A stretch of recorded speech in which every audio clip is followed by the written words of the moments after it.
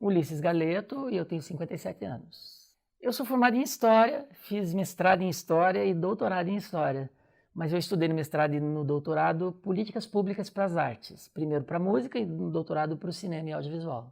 Graduação em 94, mestrado em 2008, que eu defendi no comecinho, e doutorado no comecinho de 2013.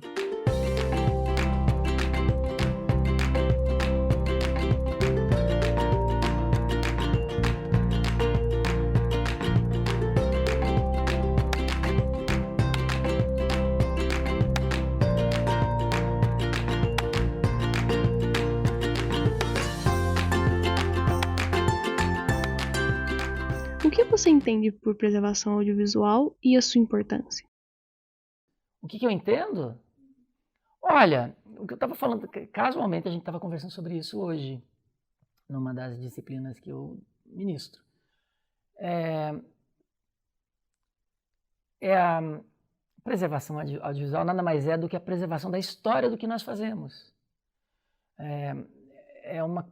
Engraçado, né? Porque as pessoas não se dão conta, e isso acontece com todo mundo. Elas não se dão em conta que as coisas mais simples que a gente produz nas nossas vidas, elas podem ter uma importância muito grande para a posteridade, para simplesmente identificar um tempo. Essa eu estou falando na condição de historiador, que eu sempre fui, desde criança, era apaixonado por história. E no audiovisual a gente de vez em quando faz alguma coisa. Eu fiz um filme despretensioso de 5 minutos ou de 3 minutos. Eu acho que isso não é importante e não preservo, jogo fora, ou apago do meu HD, ou formato meu. Não, isso, quem vai dizer se é importante ou não vai ser a historiografia do futuro. Né? É extremamente importante a gente preservar, estamos falando de audiovisual, para a gente manter um registro do nosso tempo. É isso. Para mim, preservação é o registro do tempo em que a gente vive. É extremamente importante isso, para todo mundo. Eu sempre, conversando com os meus pares, eu tenho contato com a coordenação de pós-produção e com as direções. Então eu estou muito longe do set de filmagem, que também tem produção de conteúdo e que às vezes não é preservada. Vou citar um exemplo, tem um filme que eu fiz uma vez, para o qual eu trabalhei, e por algum motivo o diretor revisitou o filme e pediu para a gente fazer uma edição. E ele queria mudar uma coisa que ele não tinha incluído. Ele mudou a edição e aí eu não tinha o som direto. Eu tinha, mas eles usaram uma outra coisa, enfim. E aí eu não tenho obrigação de guardar o som direto, mas eu pedi para o cara do som direto, você tem o som direto, você pode me mandar o som dessas? Pedi para o diretor me mandar. Eu não tenho mais aqui o som direto. A pessoa do som direto tem? Fale com ele. Eu liguei para o cara do som direto, ele tinha jogado fora o som direto de um filme longa-metragem. Eu tinha. Então, os vários segmentos de produção audiovisual, eu acho que nem todos têm a noção da importância da preservação. E não até nesse caso, porque o diretor resolveu revisitar o filme e reeditar.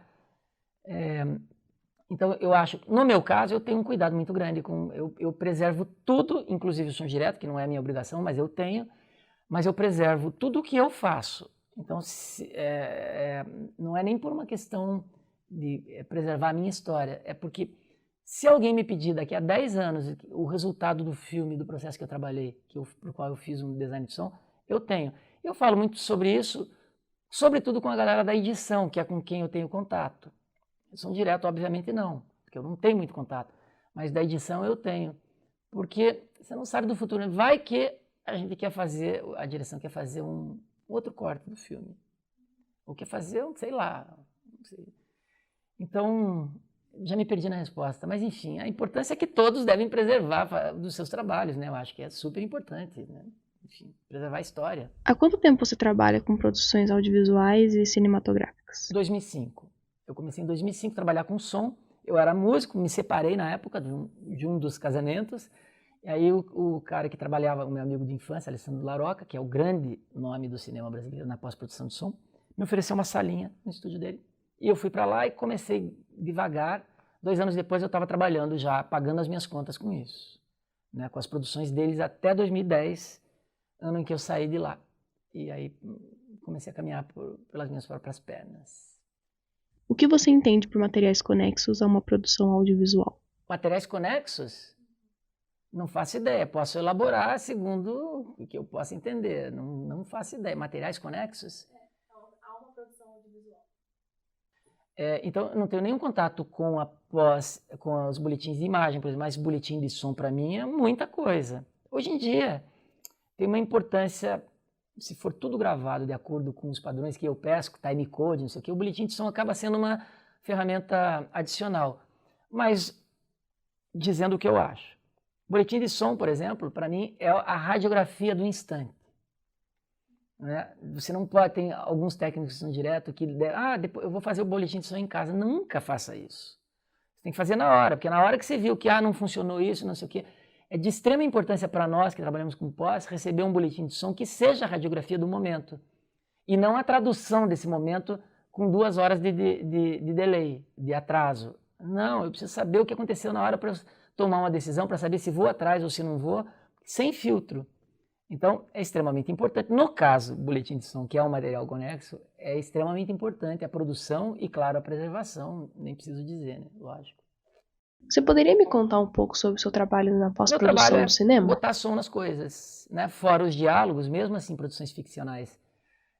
Em produções ficcionais, o diálogo, uma média ponderável é 30% dos diálogos são dublados sempre. Quando a produção teve muitos problemas em set de filmagem, eu dublo 70%, 80%. Enfim, teve um filme que eu dublei todo ele. O primeiro que eu fiz, curta-metragem, porque o Som Direto fez uma besteira, gravou de uma maneira que prejudicou o filme e tive que dublar todo ele com 3 personagens que nunca tinham feito filme, 3 atrizes, e nunca tinham sequer dublado. Isso é 2005. Dublaram todas, uma delas depois abriu um estúdio de dublagem aqui em Curitiba, que se chama Dublagem Curitiba. Tá bem aí fazendo dublagens para um monte de gente, para um monte de estúdios importantes.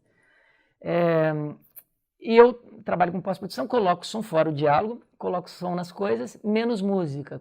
Eu sou músico de formação, mas eu nunca gostei de fazer música para filme. Eu gosto de fazer música, gosto de compor música, mas para filme nunca gostei.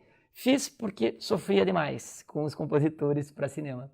Parei, daí comecei a compor. Aí tem uma sócia que é música, compositora, e começou a fazer. Então, faço isso quase sempre sozinho. Quando eu tenho grandes produções, tipo séries que emburacam, que embicam junto, ou que estão junto com longa-metragem, por exemplo, que já aconteceu, estava fazendo uma série, daí entrou um longa. Daí eu chamo pessoas para me ajudarem na edição de diálogo e de ambiente, quase sempre. Mas fora isso, eu sempre trabalho... artista de fole também sempre eu contrato. Eu não sou artista de fole, que é o que faz os sonzinhos das ações humanas. A gente pega uma coisa, ando, derrubo uma coisa, quebro, dou soco. Isso são sons de fole. Então, basicamente é isso que eu faço. Qual a relação da área do som com a preservação? Então, aqui tem uma coisa que é uma coisa minha, que na verdade não é minha, é do 1927, que é o principal estúdio de pós do Brasil, onde eu aprendi tudo, devo tudo a eles. Todos os filmes que eu faço tem lá o crédito e vai ter até o final da minha vida. De agradecimento a eles.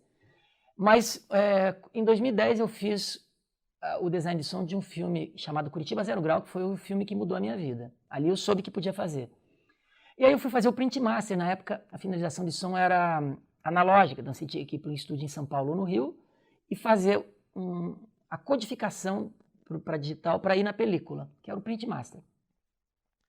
E aí eles estavam mixando um filme em São Paulo chamado Ensaio sobre a Cegueira, com direção do Fernando Meirelles, que é uma produção de um estúdio de Hollywood, de um estúdio importante dos Estados Unidos, só que toda feita aqui no Brasil, quase toda. A edição de diálogo, como é um filme falado em inglês, foi feito no Canadá, por uma equipe de edição de diálogo super importante, ganhadora de Oscar e tal. E aí o filme foi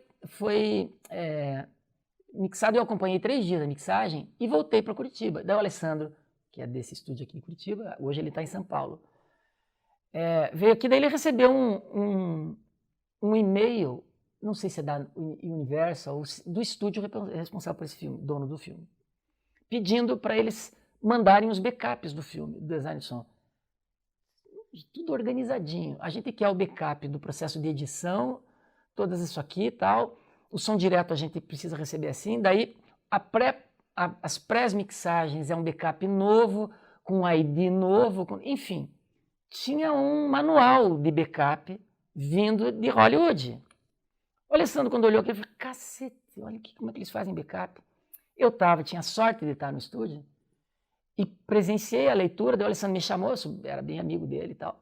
A gente conversou, A partir dali eu comecei a backupear da mesma maneira que o estúdio de Hollywood backupeava, que é o backup da produção, ou seja, das fases de edição baseadas em som direto, é uma. Quando eu vou fazer as mixagens das 10 famílias, eu viro a página e crio um novo ID, ou seja, eu reconfiguro as minhas sessões para pré-mixagem, processando todos os áudios que até então estavam baseados nos bancos de som que eu uso e no som direto, para sons independentes criados agora, né, a partir de um processamento meu. Então, que tem ID, que é uma identificação, né, um metadado nesse som. A partir daí o backup é do meu som. Até então é o backup de bancos de som e de som direto. Então eu tenho efetivamente. E a mix final é um outro backup. Que aí, junto com a mix final, é onde eu backupei o som do filme. No meu caso, o backup dos que a gente chama de stems, que é o backup do som 5.1 ou 11.1, que é o sistema Atmos, broadcast para streaming e TV, ou 5.1 ou 2.0. Então, tudo convertido para esses formatos de som.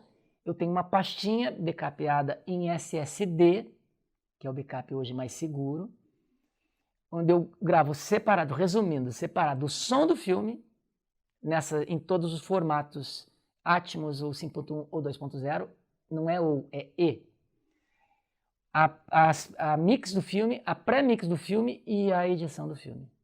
Eu já li isso há muitos anos, que a gente só tem o produto final, o texto final, você não tem o processo.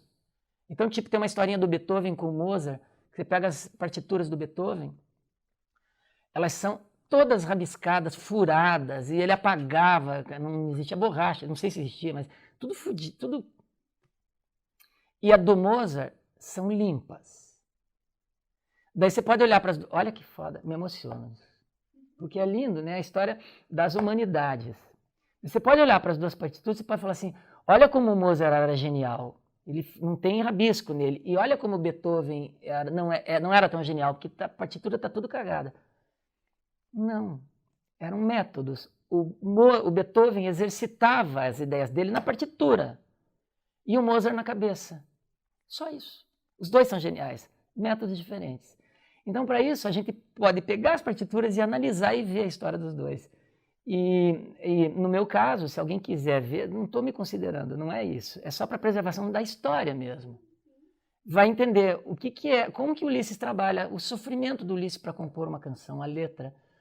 Porra, que música linda que você fez, é linda, demorei 2 meses para fazer essa letra.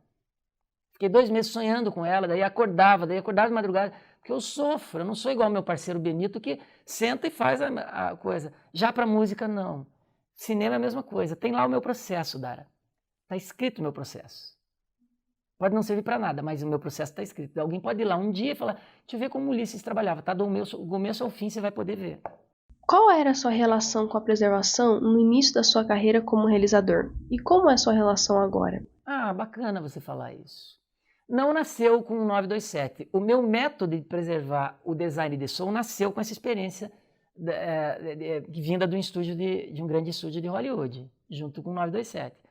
Mas a minha preservação não, porque o Grupo Fato, que é o meu grupo que é o meu trabalho artístico de música, que vai fazer 30 anos no ano que vem, com muita coisa produzida, a gente tem imagens e sons desde o primeiro dia.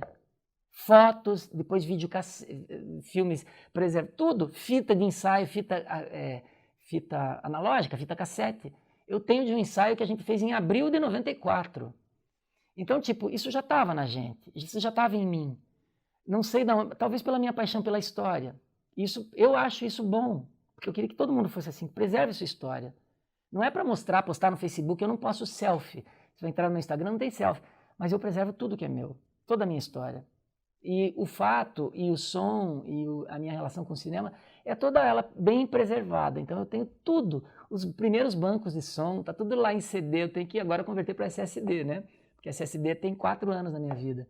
Mas depois DVD, então tá tudo lá guardadinho, tudo que eu fiz, todos os filmes, tudo, absolutamente tudo. Mas antes já estava a minha história também preservada. Então, sei lá onde é que é, projeto. Então tudo que você produz, você tem preservado. Isso é um negócio que vem do cinema, que é um troço que vem do método, que é o método de Hollywood, que é o método que a gente segue. que claro, guardadas né, você tem que saber um pouco do que se trata, mas esse método serve para que uma pessoa que trabalha lá em Bangladesh vai receber uma sessão do Pro Tools do Ulisses, ela não vai precisar, puto, o que o Ulisses quis dizer com isso? Não. Ela vai sentar, se ela conhecer o método, e vai saber o que o Ulisses fez. Não vai precisar ligar para o Ulisses, passar um WhatsApp, puta, como é que eu faço? Não, tá tudo lá. Então é protocolo. Né? Não defendo o modelo de vida norte-americano de maneira nenhuma, pelo contrário, luto de certa maneira contra, mas tem muita coisa que eles são foda, né? Então, tipo, no som de cinema é isso, protocolo. E qual não houve uma preocupação com a preservação? Então, eu participei, até de 2007 a 2010, eu participei de várias produções nas quais eu não era a figura principal, lá no 927. Eu era contratado por eles para fazer edição de Foley, pré-mix de Foley, pré-mix de hard effects. Então, eu fazia o que eles me passavam. Então, a responsabilidade da preservação daquele material não era minha. Eu não sei o que foi feito com aquilo. As minhas, todas estão preservadas, desde o início. Mas tem esse filme, Curitiba Zero Grau, que eu falei que mudou a minha vida, que foi em 2010, eu fiz lá. E o Alessandro, quando me deu o filme de presente, ele disse assim, porque era para eles fazerem, daí, por sorte minha, eles assinaram o contrato para fazer uma grande produção, depois eu acabei trabalhando nessa produção também, uma série. E daí eles não podiam fazer no prazo que o Eloy precisava. Daí ele falou, você tem equipe de Foley disponível, eles vão dar um jeito, produzir todo o Foley para você, e se precisar, você pode usar da equipe de diálogo. Resumindo, eu não precisei da equipe de diálogo. A Débora me ajudou bastante, mas eu editei tudo. E eu fiz tudo, editei Foley, mas eu não gravei Foley. Então, do filme que mudou a minha vida, eu não tenho os arquivos originais do Foley. Eu só tenho os arquivos da pré-mix, né, que depois é convertido, né, com os meus IDs.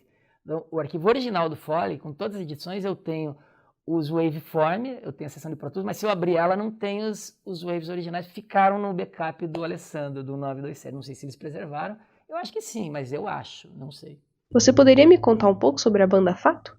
O trabalho artístico da minha vida, né, até falei agora que eu fui convidado para participar de uma coisa importante. Daí todo mundo achava que eu ia aceitar. Todo mundo importante, assim. Daí eu liguei para a pessoa, a mais importante de todas, e falei, não vou aceitar, me desculpe. Como assim não vai aceitar? Daí expliquei por causa do fato, sobre, claro, a universidade também, não ia deixar a universidade na mão. Isso pesou bastante. Mas por causa do Grupo Fato, que é o trabalho da minha vida, porque é onde eu exercito a minha cidadania de artista. Que é onde eu exercito, eu junto com a Grace Torres, que é a minha parceira de vida. Né? Fiz tudo de importante na minha vida que eu fiz ao lado daquela mulher. E o marido dela agora também, meu parceiro e tal. E dos meus companheiros, da Priscila, da Deisa e do Dani e tantos outros que fizeram parte. Então, o Fato tem 30 anos, ele nasceu para a gente fazer 3 shows, 26, 27 e 28 de agosto de 94. A gente ia fazer aquilo e nunca mais ia se ver na vida. Não, a gente era amigo já, mas a gente não ia fazer mais nada. E foi um sucesso, a galera ficou louca, porque era super cuidadinha, com direção cênica, com figurino, super foda. A galera ficou louca. E a gente gravou. Tudo registrado, a gente tem tudo isso. Registrado em áudio e vídeo, desde o começo, você veja. Até tem uma peculiaridade porque a gente fez 3 dias de show, e o segundo dia de show, 2 pessoas sentaram na primeira fila e ficaram com uma cara estranha, olhando pra gente no palco, azarando a gente. E a gente achou, e daí o Zé, que gravou, misturou as fitas, a gente achou que as fitas de sábado eram as de domingo, e a gente assistindo, falou, puta, olha como foi bacana domingo, né? Daí a gente assistia de domingo como se fosse a de sábado. Olha como a gente estava mal domingo e não era. A gente achou que a gente foi mal por causa das pessoas e não fosse. Resumindo, o Fato nasceu para ter 3 dias de show, e lá se vão quase 30 anos, com 10 discos gravados, 13 shows, viagens pelo Brasil e fora do Brasil, com 54 compositoras e compositores interpretados e com muita história para contar. E em plena atividade com ensaios semanais religiosos em quase 30 anos. Nunca paramos de ensaiar toda semana. E vocês ainda realizam gravações? desde 2000 nos últimos anos, quase tudo que a gente faz pensando num produto audiovisual. Como é que você usou o termo aqui? De um produto conexo. Então, tipo, é música, tem os fonogramas, a gente grava, vai distribuir os fonogramas pelas plataformas, Deezer, Spotify, tem tudo lá.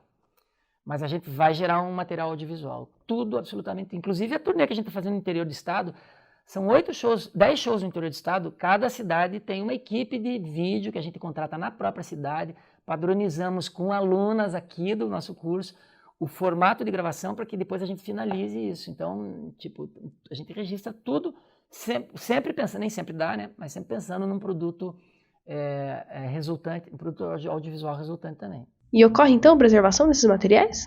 Tudo, absolutamente tudo. Tem 2 backups religiosamente 2 detalhes. Backups, um no meu estúdio e um na minha casa. Se pegar fogo na minha casa, tem o do estúdio. Se pegar fogo no estúdio, tem na minha casa. Se pegar fogo nos dois, daí é um azar, né, bicho? Pegar no mesmo dia nos 2 lugares não dá, né? Então, tudo backupeado bonitinho. Eu até falo nas cidades que a gente visita, a gente acabou de fazer o primeiro tiro agora com 2 cidades, né? Falei para os meninos e a Laísa, que gravou também, estava na equipe. Falei, vocês só vão formatar esse HD quando eu disser para vocês formatarem. Vai ser até terça-feira, eu digo. Daí cheguei, backupei domingo, fiz os 2 backups, fui para o estúdio segunda, fiz a cópia lá, daí escrevi para eles, podem deletar se quiserem. Na sua opinião, existe uma melhor forma de armazenamento do material bruto e final? Eu acho todo mundo muito pouco prestativo em relação à preservação. Tem um amigo, um cara, dono de um estúdio de música, o Vitor França, a quem eu devo muita coisa também, me ensinou tudo. Gravamos um monte de coisa com ele. E ele era um cara muito preocupado com preservação. Mas ele era um cara muito preocupado para manter a história do estúdio dele. Então, ele tinha tudo guardado. Daí eu perguntei, ele foi embora, porque está morando nos Estados Unidos hoje. Cadê tudo aquilo? Não sei onde é que está. Então ele tinha enquanto durou o estúdio, mas não me importa se o fato vai acabar ou não, vou preservar aquilo de qualquer maneira, né?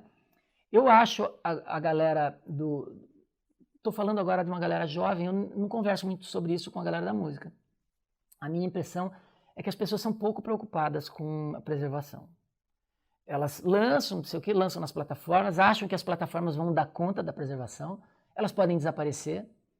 Eu acho que as redes não vão sair das nossas vidas, mas nada garante que o Spotify vai ficar Spotify por 50 anos. Ou mesmo o YouTube, ou o Instagram, enfim, nada garante, mas a Netflix, essa parada vai existir, não sei se com essas empresas. Então, preservar no YouTube não é preservar, né? Eu acho que é dar visibilidade, mas não, eu não confio nisso, nunca confiei. Eu acho que tanto a música quanto o audiovisual, é a minha impressão, são pouco cuidadosos com a sua história. Tem que preservar tudo. Na sua opinião, existe uma melhor forma de armazenamento do material bruto e final? Em SSD. Daí, respeitados os segmentos, né? Como eu falei lá, no meu caso é produção, pré-mix e mix final com som, né? Mas a mídia mais segura é SSD porque é por acesso, né? Não é por agulha. A agulha é o pior, assim, né? Que HD de agulha, então, é ruim, que desmagnetiza. Se ficar com o HD 3 anos parado, 4 anos, não existe informação. Então, SSD separado por etapas, vamos dizer assim, né? Porque se precisar acessar só a mix, você vai lá só na mix, não está tudo misturado com o outro, né? Se bem que em SSD é fácil, né? Você não precisa ir até, né? Você vai lá e clica no ícone e abre. Então, essa é a minha opinião. Também informar. Não tem nada meu na vida, tá? Meu não tem nada meu. Eu aprendi com alguém. A forma de backup eu fiquei pesquisando com um monte de gente aí que faz isso. Há quanto tempo você trabalha como professor? Como professor, formalmente desde que eu entrei na FAP, porque eu dava aula quando me chamam, assim, como eu continuo dando, para uma pós-graduação e tal. Me chamam para dar aula, eu vou, quando eu posso. De vez em quando eu não posso, eu não vou. Mas eu quase sempre posso. Formalmente, como eu aqui como professor, né? Desde 2016. Você sentiu alguma mudança de como você se relaciona com a preservação depois de se tornar professor? Então, eu vejo a luta do Alon, por exemplo, estava conversando sobre isso casualmente agora, há pouco tempo, há poucos minutos, com a disciplina que eu estava dando, que é a História do Cinema Brasileiro. E daí o Alon é um cara, há muito tempo, já fala sobre isso. Outro dia, o assunto de preservação do curso veio à tona, daí, falando como se o aluno não estivesse pensando nisso há 10 anos, sei lá quanto tempo. Não é só o aluno, mas o aluno, sem sombra de dúvidas, é o mais preocupado com isso tudo. Daí eu falei, pô, o aluno já pensa sobre isso, já tentou tantas vezes fazer um canal organizado do YouTube do curso. Na sua opinião, é importante preservar os trabalhos universitários? Extremamente importante preservar a história desse curso. Preservar as produções de vocês, feitas com recursos de uma universidade pública, né? Tem que estar acessíveis, né, ao público, que é quem nos paga. Em última instância, se é para pensar em grana, então, né, todas as nossas contas são pagas pela população. Então, eu vejo agora, eu fiquei muito feliz de ver um aluno falar da sua preocupação em organizar isso, o acervo do curso, dos filmes que nem é ele que faz. Eu achei isso de uma generosidade, me emociona de novo, de uma generosidade que me atrai. Eu gosto disso, com quem é generoso com coisas que não são suas. Então, meus amigos, né, que têm a minha idade, falaram, porra, antigamente que era melhor. Eu falei, não tem nada melhor antigamente. Tudo é melhor, quase tudo é melhor agora. E os meus amigos também falam, em grande medida, falam, porra, mas não tem salvação. Conheço os meus alunos e alunas para você ver que tem salvação. É o contrário, galera. A juventude está foda. Tem generosidade, pensa, né? Por que um aluno vai pensar em preservar os filmes que ele nem fez? Generosidade. Você tem seus trabalhos realizados na universidade? O que você acha? Eu tenho tudo, eu não joguei nada fora. Eu tenho tudo, desde o plano de ensino, desde o primeiro ano, tudo, absolutamente tudo. Todas as listas de presença, tudo. Eu não tenho nada. Todos os trabalhos, quando era físico ainda, agora eu peço para vocês me mandarem pelo PDF para eu ler no computador. Em que formato eles estão? Tudo que eu posso, eu sei que também tem um impacto ambiental. A comunicação digital também tem. Outro dia eu li um artigo, faz tempo isso, do impacto do e-mail. Que a pessoa fala, tudo é digital, não tem impacto. Tem uma puta impacto ambiental. Porque o Google tem backups em lugares diferentes do mundo, e esse backups tem muita água para resfriar, daí os HDs têm que ter um metal que vem da Bolívia. Então, assim, galera, então, hoje em dia, tudo que eu posso, conta, não recebo nada, nenhuma conta, condomínio, nada, é tudo digital. Me mandam, eu pago e guardo todos os comprovantes, faço backup na nuvem e depois no backup que eu tenho no estúdio e outro na minha casa. Acho que o que vai restar, o último de envergadura que eu fiz foi minha tese de doutorado que eu defendi em 2013. Você era obrigado até então a recolher 4 exemplares físicos, tinha que mandar encadernar no padrão deles, que eu acho super bacana, por causa das bibliotecas centrais da Federal aqui. E você tinha que mandar um PDF. Então tem lá no site o PDF já, desde o meu mestrado, já tinha antes. Então tem os acervos digitais de tese e doutorado. Então, resumindo, tudo digital. Tudo, absolutamente tudo. Precisei, um artigo que eu produzi, que eu uso também nas minhas aulas, o único que eu uso nas minhas aulas que eu fiz, que eu publiquei em 2016 não sei se não era colóquio, era simpósio, era mais que simpósio, não me lembro agora. Troço importante no Rio de Janeiro, fui para lá defender o artigo super bacana, que é sobre legislação, enfim. E tá digital, separadinho, o arquivo físico. Eu não apresentei nada na época, pelo menos eu tenho o meu físico, mas não tem nada. Galera, o mundo é digital, é streaming, é comunicação, é celular, é isso. Não gosto. Livro, eu posso ler sem problema nenhum na tela do computador, mas eu gosto do livro. Então, minha casa é cheia de livro, o que mais tenho na minha casa é livro, mas música já não. Filme também não. Eu tinha DVD, o que eu acho uma perda. Né? Porque enfim, só a Netflix tem 5.1, as outras não tem. Então, para mim, é um prejuízo isso. Não ter mais o DVD em 5.1, que eu posso colocar, o Blu-ray, né? Que eu posso colocar, ouvir, fazer os experimentos, mutar o canal. Eu posso fazer isso na minha casa com a Netflix. No estúdio, a plataforma não reconhece a minha interface, que é uma puta interface. Então, essas são as limitações do mundo digital. Eu quero ter a Amazon que eu tenho, que eu assino em 5.1. Ela não me dá isso. É uma perda. Para mim, a profissão é uma perda. Então, o mundo físico também não é, superamos. Não, galera. E o contato, né? Também, né? Não sou um defensor de tudo físico. Não, eu não gosto de conversar muito pelo telefone, eu prefiro ver para sentir o cheiro, para pegar na mão, para abraçar. Gosto desse mundo também. Mas o resto é tudo no computador ou celular. E tem mais alguma coisa que você gostaria de acrescentar? Que vocês são mais fofas, vida longa pra vocês. Quero que vocês arrasem aqui na vida. Muito obrigada, professor. Obrigado, eu. Pelo seu tempo. Ah, que isso.